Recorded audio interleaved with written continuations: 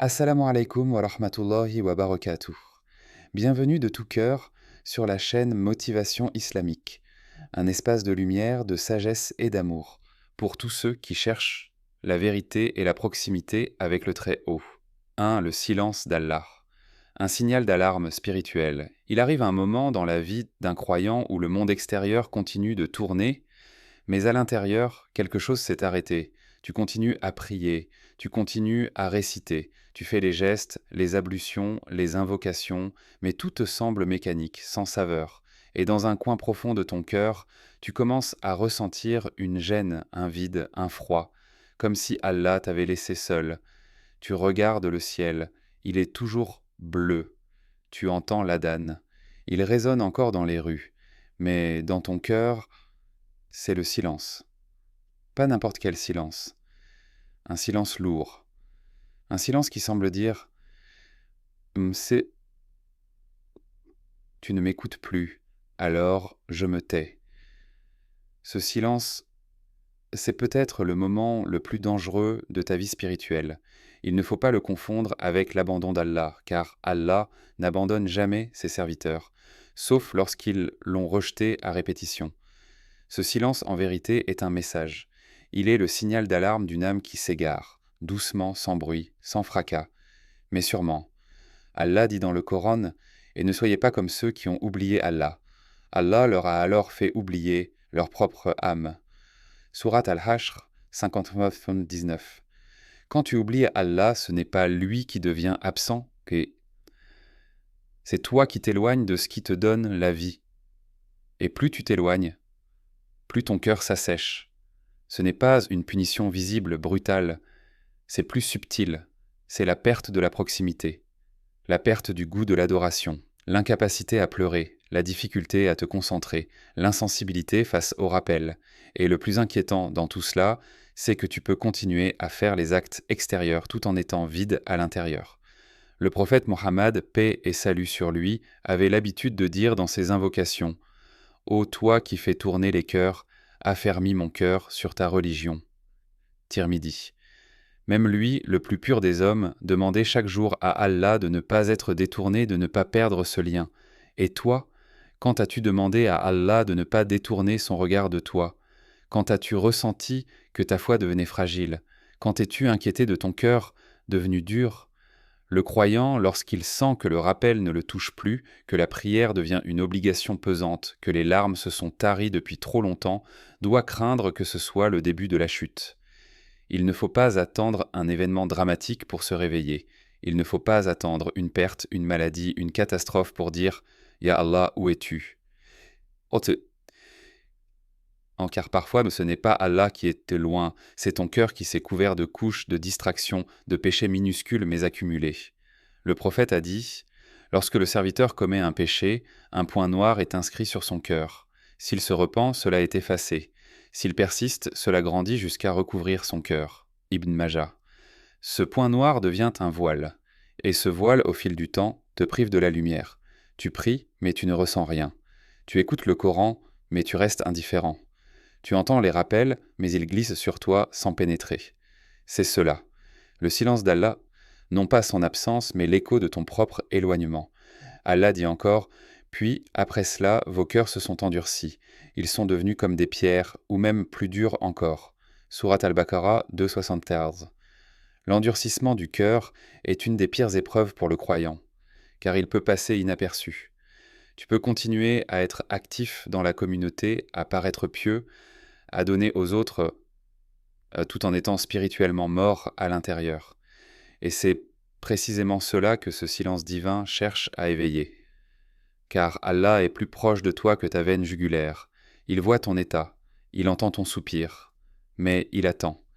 Il attend que ton cœur s'inquiète, que ton âme s'agite, que tu dises enfin, avec vérité, « Ya Rab, je suis perdu, fais-moi revenir. » Le silence d'Allah n'est pas une fin, c'est un miroir posé devant toi pour te demander « Qui es-tu devenu? Qu'as-tu fait de ton lien avec lui?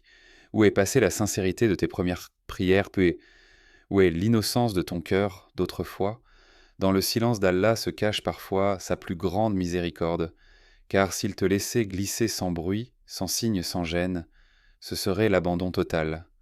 Mais s'il te laisse ce vide intérieur, cette angoisse spirituelle, cette tristesse inexpliquée, c'est peut-être qu'il t'aime encore et qu'il veut que tu reviennes, non pas avec les lèvres, mais avec le cœur, avec la sincérité, avec la conscience que rien dans ce monde ne remplace la douceur d'être proche de lui. Alors ne prends pas à la légère ce silence, ne l'ignore pas, ne te distraitez pas pour l'oublier, il est là pour t'éveiller, car quand Allah détourne son regard, la lumière s'éteint, la bénédiction se retire, et la chute commence, lentement, silencieusement, mais réellement. Et pourtant, tant que tu respires, tant que ton cœur bat, il est encore temps.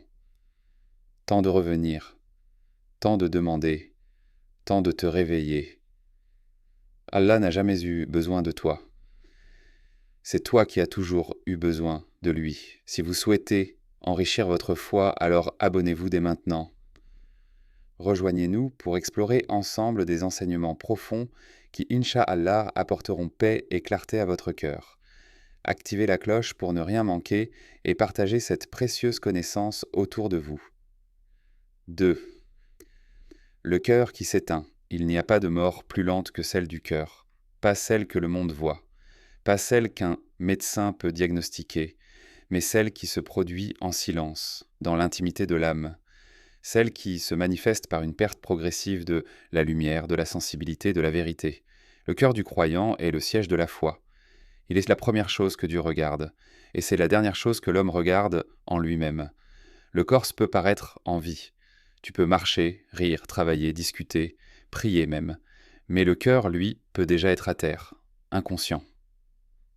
Glacé. Allah ne parle pas d'un organe biologique quand il parle du qalb. Il parle du centre de la conscience, de la foi, de la perception du bien et du mal. Et quand ce centre meurt, tout bascule, mais rarement d'un seul coup. La mort du cœur commence par l'insensibilité. Tu entends un verset bouleversant et ton regard reste figé. Tu assistes à une prière en groupe, mais ton esprit est ailleurs. Tu fais du bien, mais sans intention. Tu commets un péché, mais sans regret. Il n'y a plus de poids, plus de frissons, plus de troubles. Les anges sont là, mais tu ne les ressens plus. Le Coran est là, mais tu ne l'entends plus. La voix de la conscience est là, mais tu ne l'écoutes plus. Le prophète Mohammed a dit « Les cœurs se rouillent comme le fer se rouille avec l'eau ». On lui demanda « Quel est leur polissage ?» Il répondit « L'évocation d'Allah et la lecture du Coran », rapporté par Al-Bayhaqi. La rouille du cœur ne se voit pas, mais elle s'accumule chaque jour par la négligence, par l'oubli, par les excès, par les désirs non maîtrisés, par les excuses répétées.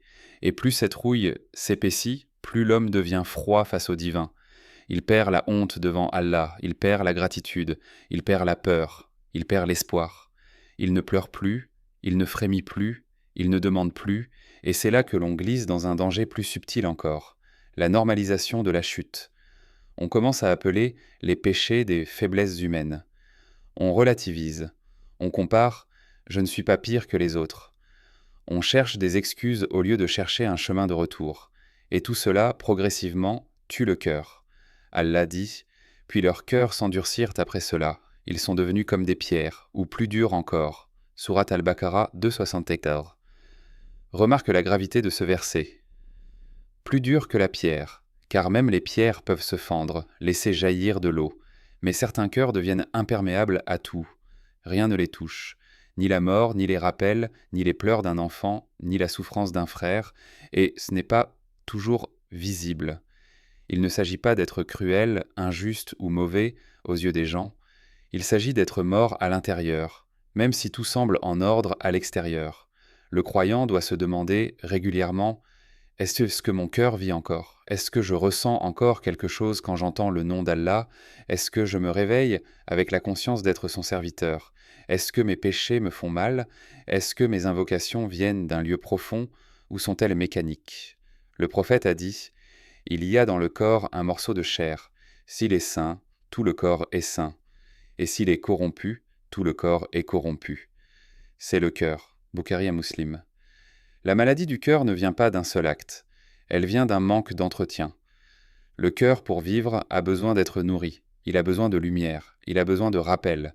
Mais si tu le nourris chaque jour de distractions, de colère, d'orgueil, de jalousie, d'envie, de consommation vide, il s'étouffe. Il faut se poser la question. Qu'est-ce que je donne à mon cœur tous les jours? Suis-je en train de le purifier ou de l'empoisonner? Est-ce que mes regards, mes paroles, mes intentions, mes priorités l'élèvent ou l'enchaînent? Le Coran est un remède, mais encore faut-il l'ouvrir. La prière est une lumière, mais encore faut-il s'y présenter avec présence.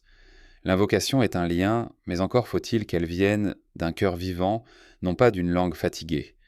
Allah dit « N'est-il pas temps pour les croyants que leur cœur s'humilie et au rappel d'Allah et à ce qui est descendu de la vérité ?» Sourate Al-Hadid 57-16. Ce verset n'est pas pour les hypocrites, il n'est pas pour les non-croyants. Il est pour toi, pour moi, pour celui qui croit, mais dont le cœur s'est durci, celui qui connaît la vérité, mais qui l'a oubliée dans les détails de la vie. Il faut parfois s'arrêter, fermer les yeux, se taire, et écouter. Ce silence dans le cœur, est-ce le silence de l'apaisement ou celui de l'abandon? Est-ce la sérénité de la proximité divine ou le vide d'une foi en veille? Le cœur s'éteint rarement d'un seul coup. Il s'éteint par négligence, par la répétition des oublis, par l'absence d'auto-évaluation. Mais il peut être ravivé. Il peut revenir à la lumière, il peut retrouver la douceur. Il suffit d'un vrai retour, d'un vrai regret, d'une vraie supplication dans la solitude, d'un vrai moment d'honnêteté avec soi-même. Le cœur qui s'éteint est souvent un cœur qui attend d'être réveillé. Ne laisse pas ce cœur mourir sans lui avoir donné la chance de revivre. 3. Les signes de l'éloignement divin, ce n'est pas toujours un éclair. Parfois, c'est une lente descente, presque douce, presque invisible. Tu ne remarques rien au début, mais tu t'éloignes, tu t'éteins, tu t'oublies. Et soudain, tu ne reconnais plus ton propre reflet. Le pire éloignement n'est pas celui du corps, c'est celui du cœur, celui que personne ne voit, celui que tu ignores parce qu'il ne fait pas de bruit. Mais il est là, il grandit, et un jour, il te dévore. Alors regarde, écoute, observe. Voici les signes de l'éloignement divin. 1. Tu pries, mais ton cœur est ailleurs. Tu fais les gestes, tu dis les paroles, mais rien ne t'atteint. La prière devient un devoir, un automatisme. Tu l'expédies, tu la retardes, tu la bâcles. Tu n'as plus rendez-vous avec Allah, tu règles une obligation. Et Allah dit « Malheur donc à ceux qui prient toutes en négligeant leur prière. » Sourate Al-Ma'un 107-4-5. 2. Tu t'endors sans invoquer Allah, pas un mot, pas une pensée, pas une gratitude. Tu t'abandonnes au sommeil comme si c'était acquis. Tu oublies que certains ne se sont jamais réveillés. Ton lit devient plus important que ton lien avec ton Seigneur. 3. Tu t'éloignes du Coran. Il devient un livre sacré, mais fermé. Présent dans ta maison, absent de ta vie, tu ne le lis plus, tu ne le médites plus, tu ne le ressens plus. Et ton cœur se vide car Allah a dit « Ce Coran guide vers ce qu'il y a de plus droit » Sourate Al-Isra 17-9. Sans lui, tu n'avances plus, tu t'égares. 4. Tu parles de Dieu, mais tu vis sans lui. Tu cites des versets, tu corriges les autres, tu partages des rappels, mais ton âme est sèche. Tu dis Inch'Allah, mais sans le cœur. Tu dis Alhamdulillah, mais sans gratitude. Tu dis Astaghfirullah, mais sans regret. Tu prononces sans vivre ce que tu dis. 5. Tu ne ressens plus la honte du péché. Tu regardes ce qu'Allah a interdit. Tu écoutes ce qu'il déteste. Tu touches ce qu'il a rendu illicite. Et tu ne frémis même pas. Tu fais. Puis tu oublies, puis tu recommences, sans crainte, sans gêne. Et Allah dit « Non, leurs cœurs sont rouillés à cause de ce qu'ils faisaient. » Sourate Al-Mutafifin 83-14. 6. Tu fuis les rappels. Tu zappes les vidéos, les coups de base, les versets. Tu dis « Je connais déjà ». Mais la vérité, c'est que ton cœur est fatigué. Il ne veut plus être réveillé. Il préfère dormir. Et Allah dit « Et rappelle, car le rappel profite aux croyants. » Sourate Ad-Dariyat 51-55. Si le rappel ne te touche plus, demande-toi dans quel camp tu es encore. Tu es plus affecté par les choses de ce monde que par ta relation avec Allah. Tu pleures pour une perte financière, tu t'angoisses pour une trahison, tu trembles pour une critique. mais tu ne frémis pas quand tu rates une prière, tu ne pleures pas quand tu pèches. Quand l'amour du monde devient plus grand que la crainte de Dieu, le cœur se soumet à la matière, pas à son Créateur. 8. Tu doutes des promesses d'Allah. Il t'a dit « Invoquez-moi, je vous répondrai ». Mais tu dis « Ça ne marche pas ». Il t'a dit « Avec la difficulté, il y a la facilité ». Mais tu dis « Je ne vois que des problèmes ». Il t'a dit « La prière préserve du blâmable ». Mais tu dis « Je n'ai pas changé ». Le doute s'installe, l'impatience grandit, et tu commences à croire que ta logique vaut plus que sa sagesse. 9. Tu perds la peur de la fin. Tu vis comme si la mort n'était pas une certitude. Tu planifies tout, sauf ta rencontre avec Allah. Tu enterres des gens, tu fais des douas, puis tu retournes à ta routine. Tu oublies que l'ange de la mort ne prévient pas. Il vient, il prend, et il part. 10. Tu n'as plus honte devant Allah, pas en public, pas devant les gens, devant lui. Tu pèches en sachant qu'il te voit. Tu choisis le péché, en pleine conscience, et tu t'habitues. C'est cela, l'éloignement, pas un bruit, pas une alarme, mais des indices, partout, dans ta vie, dans ton cœur, dans tes habitudes. Et Allah t'observe, il attend, il ne t'a pas encore puni, il ne t'a pas encore coupé, mais chaque signe que tu ignores t'envoie plus loin de lui. Tu n'es pas encore tombé, mais tu glisses.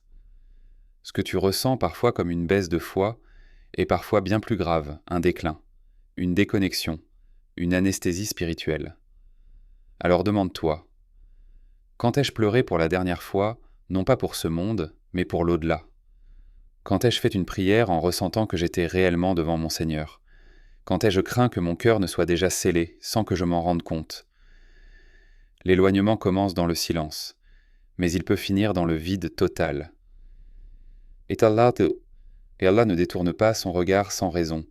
C'est souvent le reflet de notre propre abandon. Mais écoute bien ceci. Tu peux encore revenir. Le simple fait d'écouter ces mots, de les supporter et de les interroger, c'est déjà un signe, un sursaut, une alarme. Et Allah a dit, je suis proche, je réponds à l'appel de celui qui m'invoque quand il m'invoque. Sourate Al-Baqarah 286. Il n'est pas trop tard, mais ne t'habitue pas à t'éloigner, car plus tu t'éloignes, plus le retour devient difficile et incertain. 4. Quand Allah te retire sa protection. Il y a un moment qu'aucune âme ne souhaite connaître, un moment redouté par les anges eux-mêmes, un moment dont la gravité dépasse toutes les épreuves de ce bas monde. Ce n'est pas le moment où tu tombes malade, ce n'est pas le moment où tu perds un être cher, ce n'est même pas le moment où ton cœur se brise, c'est le moment où Allah retire sa protection, sans bruit, sans cri, sans avertissement visible. Tu vis, tu respires, tu marches, mais tu es seul, livré à toi-même, non pas abandonné, mais laissé. C'est plus terrible encore. Il y a 2 formes de chute. La première, tu trébuches et Allah te relève. La deuxième, tu t'égares et Allah ne vient plus te chercher. Et cette deuxième, c'est cela la vraie punition. Non pas le feu, non pas la douleur, mais le retrait de la lumière, le silence du ciel. Car quand Allah te retire sa protection, tu ne le sais pas tout de suite. Tu crois que tout va bien, tu manges, tu ris, tu réussis. Mais doucement l'intérieur meurt. Ton âme se vide, tes actes se multiplient, mais n'ont plus de poids. Tu pries, mais tes prières sont rejetées. Tu invoques, mais le ciel ne répond plus. Tu demandes pardon, mais ton cœur ne saigne même plus. Écoute bien ce verset. Il glace le cœur. Nous détournerons les cœurs et les regards de ceux qui n'ont pas cru en nos signes. Sourate Al-An'am 6:810. Allahu Akbar. Allah détourne les cœurs, pas le diable, pas le monde, Allah lui-même, car il est celui qui donne la lumière, et celui qui peut la retirer, celui qui guide et celui qui égare, et quand il retire sa protection, les choses changent subtilement. Tu tombes dans le péché et tu n'es plus touché. Tu passes à côté d'un rappel et ton cœur reste dur. Tu assistes à un enterrement et tu reprends ta routine sans rien remettre en question. Tu crois que c'est une phase, une fatigue, une baisse de foi, mais ce n'est pas une fatigue. C'est une absence. L'absence d'Allah dans ta vie. Et plus personne ne peut combler ce vide. Le prophète Mohammed a dit « Quand Allah veut du bien pour son serviteur, il lui fait entendre un rappel. Alors, il l'écoute et son cœur s'émeut. Et quand Allah ne veut pas de bien pour lui, il le laisse à lui-même. » Rapporté par Tabarani, authentifié par Al-Albani. Le pire sort n'est pas d'être puni. Le pire sort est qu'Allah ne veuille plus ton bien. Quand il ne te rappelle plus. Quand il ne t'invite plus. Quand il te laisse croire que tu es bien, alors que tu es loin. Allah ne retire jamais sa protection sans avertir. Il envoie des signes. Il multiplie les chances. Il t'attend encore et encore. Mais quand ton orgueil devient plus fort que ton besoin, quand ton ego parle plus fort que ton cœur, quand tu choisis délibérément la voie de l'oubli, il se retire. Pas par colère, mais par justice. Ils ont oublié Allah. Alors il les a fait oublier leur propre âme. Sourate Al-Hashr 59-19. Ils l'ont oublié. Alors il leur a retiré même la conscience de leur propre perdition. Ils vivent sans savoir qu'ils sont morts. Tu veux savoir si Allah t'a retiré sa protection. Ce n'est pas en regardant ton compte bancaire. Ce n'est pas en regardant ta santé. Ce n'est pas en regardant ta notoriété. Regarde ton cœur. Est-ce que tu ressens encore la douceur d'un verset ? Est-ce que tu as encore honte devant lui quand tu fautes ? Est-ce que tu as encore peur de le perdre ? Est-ce que ton âme se lève encore quand il est mentionné ? Si la réponse est non, pleure. Pleure. Pas parce que tu es perdu, mais parce que tu es en train de devenir insensible à ton propre éloignement. Mais même là, même au bord du gouffre, il y a une lueur. Car Allah, dans sa miséricorde infinie, ne ferme jamais la porte tant que tu respires. Tu peux s'être tombé 1000 fois. Tu peux avoir souillé ton cœur 100 fois. Tu peux t'être éloigné des années. Mais si, dans le secret de ta solitude, tu lèves les mains, si, avec sincérité, tu dis « Ya Allah, je reviens », il t'ouvrira, il te lavera, il te ramènera. Dis « Ô mes serviteurs qui avez commis des excès contre vous-mêmes, ne désespérez pas de la miséricorde d'Allah, car Allah pardonne tous les péchés. » Sourate Az-Zumar 39-53. Ce verset est un miracle, un cri d'amour. Un rappel que tant que tu vis, tu es attendu. Mais n'attends pas qu'il te retire sa protection pour revenir, car parfois quand elle est retirée, elle ne revient pas. Allah ne doit pas être le dernier refuge, il doit être le seul. Et tant que tu crois que tu peux gérer sans lui, tant que tu crois que tu as le contrôle, tant que tu vis sans être inquiet de sa distance, tu es déjà tombé, pas extérieurement, mais spirituellement. Et c'est plus lourd, plus grave, plus dangereux. Alors maintenant, ne cours pas, ne fuis pas, assieds-toi toi. Écoute, respire, et dis à ton cœur, reviens. Merci d'avoir suivi cette vidéo jusqu'au bout. Si vous croyez, vous aussi, en la force du dialogue et de la nuance, n'oubliez pas de vous abonner, partager et faire entendre votre voix en commentaire. À très bientôt sur la chaîne, Inch'Allah.